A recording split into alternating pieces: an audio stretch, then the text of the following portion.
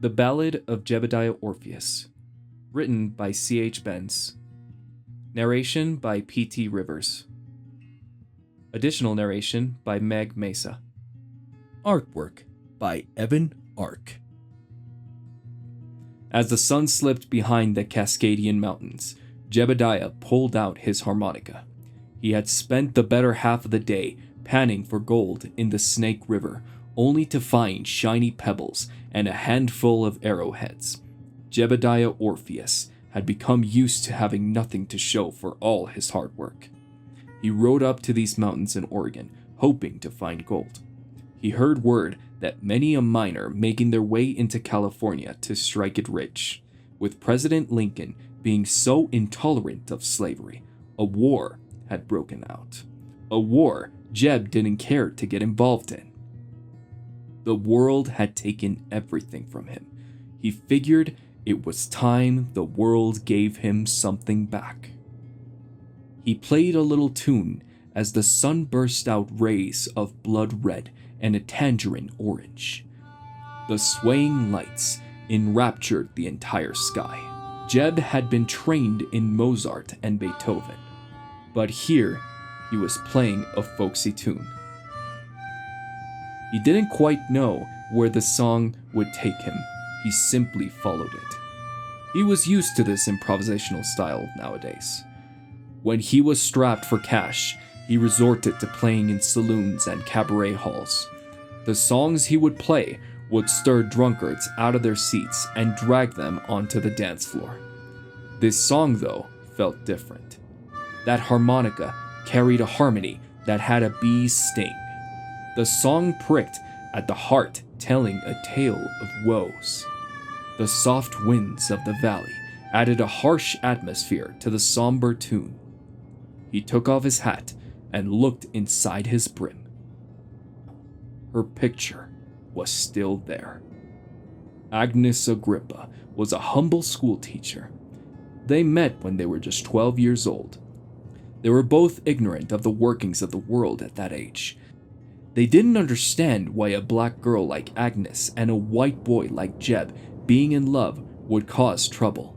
Agnes's father was a freed man thanks to the efforts of abolitionists like Jeb's folks. The two families supported each other as they went high into the mountains away from the Confederacy's influence. But they could only go so far. On Jeb's 22nd birthday was when Abraham Lincoln was voted into office. This man, being so against slavery, stirred revolts in the southern territories. Locals got word of these two families and decided they were no longer welcome. They were an angry pack of boors, unthinking, apathetic, and willing to lash out at the nearest target. The Agrippas and the Orpheus house were burned into smoldering piles of cinder that day. Jeb made a promise to Mr. Agrippa that he would protect Agnes no matter the circumstances. Jeb awoke as the furious mob had burned through his family's house. He slid out the back window without being seen. They had already grabbed his parents and his sister. There were dozens of them surrounding his kin. He could do nothing for them, but he could at least help the Agrippas. They lived in an adjoined house that the crowd hadn't stirred from yet. He snuck in through a window into Agnes's room. He woke them all up and got them to leave immediately. Jeb, Agnes, and her parents escaped as the Orpheuses were beaten into the gates of heaven. They ran about 2 miles into the mountain before Miss Agrippa got her leg caught in a bear trap. They had nothing to cut through the chain, and the crowd was gaining on them. Mr. Agrippa pushed Jeb and Agnes to leave. Jeb knew Mr. Agrippa couldn't leave his wife's side. Young Jeb carried a crying Agnes across those dark hills. That night, they were the only family they had left. They made their way across the highlands in Arkansas, hoping to reach Nebraska. There had been word for years about paying people to settle land out west. They made a life for themselves in the Ozarks. Jeb found work wherever he could. He plowed fields, picked apples, shoveled manure, and anything else to help keep them fed. Agnes taught a small group of kids, with the eldest being 17 and the youngest barely 6. Her father made it a big deal that she could read and write. He recognized the power in education, something she wanted to pass on to others. A waterfall of tears poured out of Jeb's eyes as he continued to think on those days. Howdy, stranger. Jeb looked out of his periphery to see a shadowy rider only a few feet from him. He made sure that the stranger didn't see that he was crying. Mind if I join you? Asked the rider. Be my guest, he remarked. His horse took a seat on the hill as the stranger took a puff from a corncob pipe. That was a mighty pretty song you were playing. Jeb chuckled. That's kind of you to say, but I was just fiddling around, Jeb replied. Yep. Those tend to be the prettiest songs. Unfiltered, genuine. You aren't following an exact beat. Simply pouring out what's inside. Why, thank... Jeb cut himself short. He had finally turned to get a good look at the stranger. This man was dead. He was a skeleton moving about, not by muscle and sinew, but sheer willpower. He was a supernatural anomaly. The rider took out a notebook from inside his trench coat. The book could fit into an infant's palm, but the pages seemed to go on for infinity. He flipped on and on and on until he stopped abruptly. He went too far, so he turned back a few pages. Agnes Agrippa, March 15th of 1862. That's who that song is about, isn't it? Jeb simply stared into the empty eye socket of the rider. What are you? He took a puff from that pipe. I used to be a man just like yourself. Only thing I have left now is that horse, the clothes on my back, and this thing. The skeleton pointed to an arm badge, which read Charon. Is that your name? It didn't used to be. What it is now. Jeb continued to look upon this walking, talking spitball in the face of nature. He slowly gathered himself as best he could and stood eye to eye with Charon. The song wasn't about anybody. I was just playing, said Jeb. You were thinking about her, though, weren't you? Asked Charon. Jeb was silent. You can only lie to one person in this scenario, Jeb. Your thoughts to me are as clear as that river right there. What do you want? I want to help you, Jeb. Your song touched whatever little bit of a soul I have left. To say Jeb was confused would be an understatement. You've come to help me pan for gold? Charon let out a hyena laugh that echoed through the hills. You're funny, too. I can see why she liked you. She was such a sweet soul. Wish I didn't have to carry off anyone like her. Then again, people like that are too good for this world. Can you bring her back? Asked Jeb. No, but you can. Excuse me? Charon made a clicking sound, and his horse stood upright. He hopped on the saddle. I don't pick who dies and when. Living in the fates themselves will tug of war over that. What I do is hold the key to the afterlife and take you inside, but you have to get her out yourself. Charon signaled Jeb to hop on the saddle behind him. He gladly obliged. Charon's horse glided across the flowing fields. The horse ran off as it galloped, not on solid ground, but the breeze itself. As they rode down the hills, they drew close to Snake River. They followed its many winding bends going eastbound. Where are we going? Asked Jeb. I'm following the river Styx, cried out Charon. Jeb remembered how Agnes would tell him about Greek myths. She loved those old stories of heroes, gods, and monsters, though she liked to ignore the tragic elements that came with them. He recalled the river Styx being the entrance to Tartarus, though he knew the actual river Styx was located on the other side of the world. Yes, it is. said Charon. Remember, I can read your mind, Jeb. Any river can become the river Styx if I ride close to it. Jeb had no clue what he meant, but he would soon. They rode for another 10 minutes until the sky churned into a massive swirl. The once clear sky produced charcoal-colored clouds that came together into a massive storm formation. The air seemed to howl, but at the same time was as still as a rock. Only a few inches from his face, a blue jay flew. The bird, though, seemed to be stopping midair. The wind wasn't still. It was time itself. Everything was in mid-motion, as if the clock that kept time going was paused. With the crack of thunder, time went forward, but Jeb could see a difference. The skies radiated darkness. Not that they lacked light, but as if the sky itself created blackness.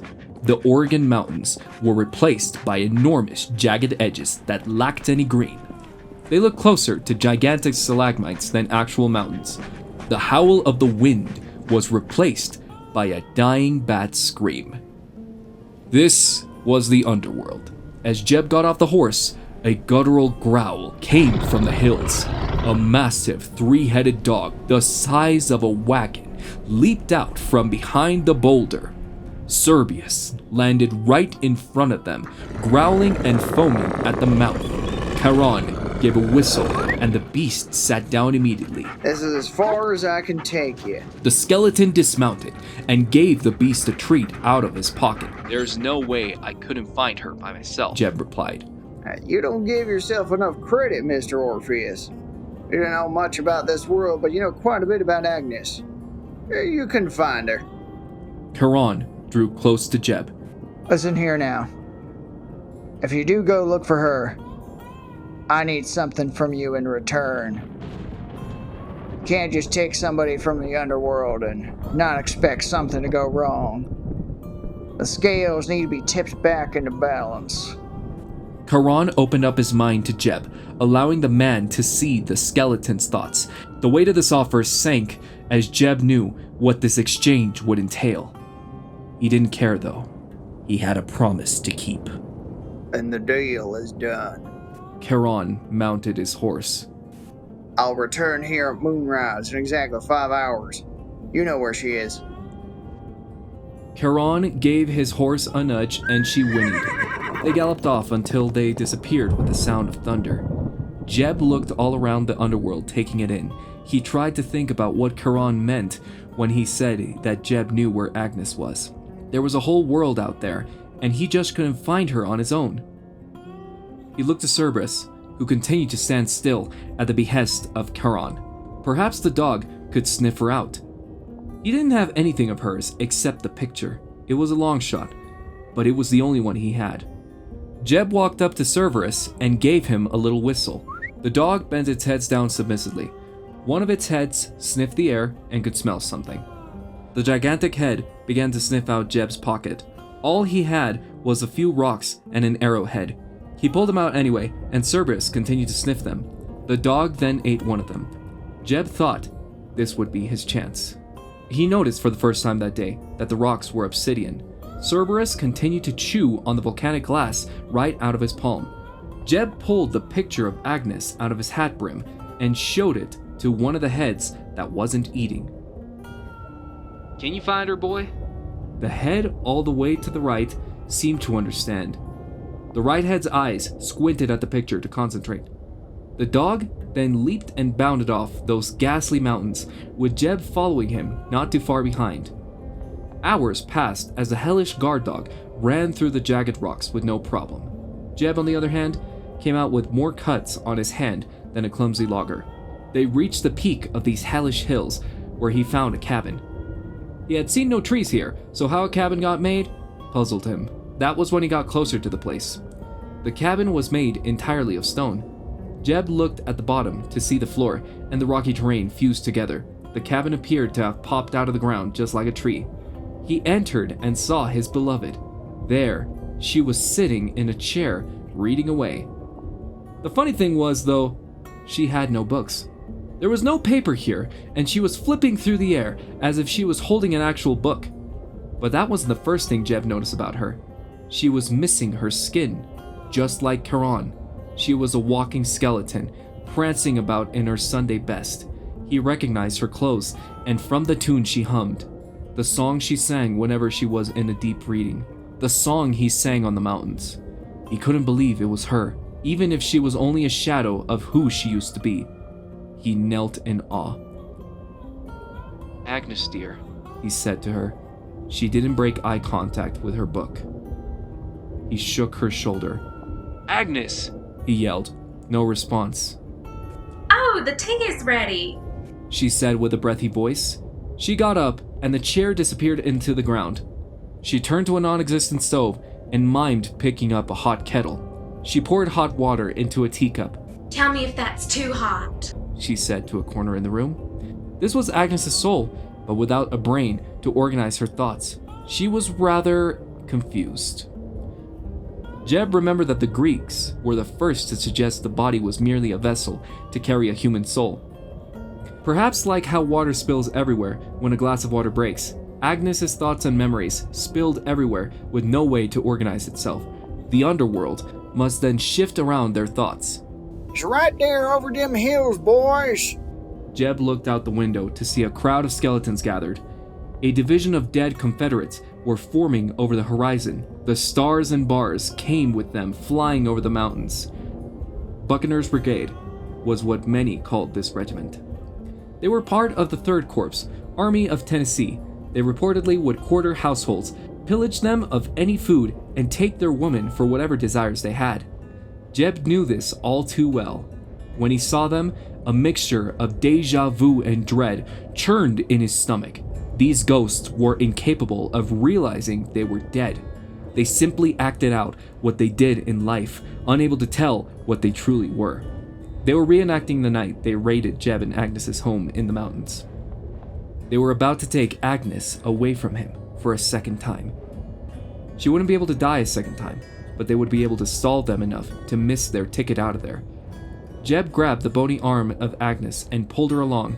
Being nothing but a skeleton helped them run faster. As Jeb came crashing through the front door, the stony cabin disappeared into the ground without Agnes inside of it. The undead soldiers continued forward towards the couple. There's the colored woman, shouted the white skeleton, pointing towards the white skeleton of Agnes. Jeb ran as fast as he could through the razor-sharp mountains, avoiding any obstacle. Buccaneers Brigade swarmed them down the descending steps. These two had nowhere to run but down. Jeb ran as fast as he could, hoping gravity worked differently down here. As he made his way to the bottom of the mountain, he turned around expecting to see soldiers. Instead, he smiled at seeing Cerberus chewing and gnawing almost the entire skeletal army. The Hellhound has bought them some time. Jeb ran back towards the river Styx. He busted through the tight canyons, knowing they'd be easy prey for the Brigaders if they found their way past Cerberus. But it wasn't the Confederates Jeb should have been worried about. The bat-like screeches he heard upon coming to this world drew close. He paused for a moment, looking upwards. Up in the night sky was a swarm of gigantic birds encircling the canyon. Their height was 7 feet, and their wingspan twice that. Jeb could see the outlines of these creatures in the moonlight. He saw their long flowing hair. They were birds with the heads of women. They were harpies. One glided down the mountain, bearing her talons reaching for Jeb. He dug down with Agnes in his arms, but luckily, the canyon was too high and too narrow for her claws to reach him. The harpy flew back up into the air, joining her sisters in flight. Jeb continued down this path, moving closer to the harpy swarm. He couldn't go back, and going forward meant giving harpies exactly what they wanted. As he drew closer to the end of the canyon, the harpies became more frustrated. They could feel his presence. Their feathers stuck up on end as they screeched in pain from being in the presence of a living man. They were white blood cells reacting to a foreign body. Their instincts were screaming at them to be rid of this disgusting creature. Dozens of them descended upon Jeb as he raced toward the end carrying his beloved. The canyon wall couldn't save him anymore as the rocks dropped to shoulder height. As the swarm descended upon Jeb, he thought quickly. Agnes was no longer living. They could do her no harm. Despite his instincts, Jeb threw Agnes over himself, and he ducked beneath the canyon's top. The harpy claws tore through Agnes's dress, and the skeleton taking her apart and scattering her down the gorge pathway. The winds carried the harpies back up into the black sky. Jeb turned frightened by what he had just done to his beloved. He saw as her bones and her dress were sewing themselves back together. In just a moment, she was a complete skeleton, and her dress had no rips whatsoever. Jeb threw Agnes over his shoulder and ran with everything he had left. He stared up into the sky, watching flying beasts gather themselves again for another assault. As he looked up, he could see the moon crescendo over the hills. It was almost moonrise. They didn't have much time left. With nothing to lose, Jeb looked over the edge of the canyon to see the river down below. The Styx flowed down for another half a mile until it turned into a waterfall. Jeb looked at that 50-foot waterfall drop and then back up at the gathering harpies. They had to take a chance. Jeb jumped over the edge with Agnes in hand and plunged into the deathly cold river. He stayed below the surface, thinking these creatures wouldn't be able to see or attack them. He held his breath as best he could. He pushed through the dark purple waters with all 600 muscles in his body. He dodged and rolled over any rocks in their way. He checked that Agnes's dress didn't get snagged from any rock edges. He continued to swim further until he could see the fall 50 feet in front of them. Behind him, he heard a thrashing cut into the water. He looked back to see a harpy's talons cutting through the water, going right towards him. Jeb pushed off a flat surface rock, shooting them both ways ahead.